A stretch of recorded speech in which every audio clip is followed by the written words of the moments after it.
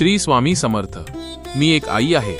आई असणं म्हणजे रोज हसत राहणं नाही, तर रोज मनात रडूनही मुलांसमोर मजबूत उभं राहणं असतं.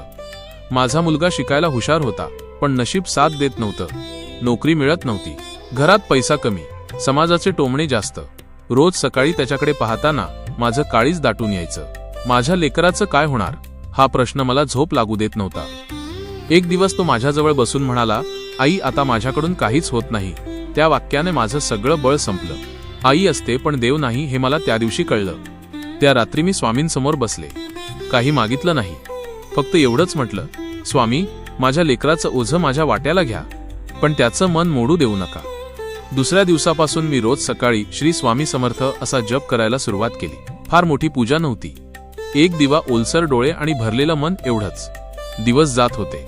परिस्थिती बदलत नव्हती, पण माझं मन बदलत होतं. भीती कमी होत होती. रात्री झोप येऊ लागली. मुलाच्या चेहऱ्यावरचा अंधार हळूहळू कमी होत होता. एक दिवस माझा मुलगा म्हणाला, आई मला पुन्हा प्रयत्न करावासा वाटतोय. त्या वाक्यात मला स्वामींचा आवाज ऐकू आला. काही महिन्यांनी त्याला नोकरी मिळाली, पण खरं सांगायचं तर त्याआधीच स्वामींनी माझी प्रार्थना ऐकली होती. ज्या दिवशी माझ्या मुलाच्या डोळ्यात पुन्हा आशा आली, तोच खरा चमत्कार होता. आजही मी स्वामींसमोर उभी राहते. कधी काही मागत नाही, फक्त धन्यवाद देते. कारण स्वामींनी माझ्या लेकराला नुसती नोकरी नाही दिली, तर तुटलेलं मन पुन्हा उभं केलं. आई म्हणून मी एवढंच म्हणेन, जग सगळं सोडून गेलं तरी स्वामी आईच्या अश्रूंना कधीच दुर्लक्ष करत नाहीत. श्री स्वामी समर्थ.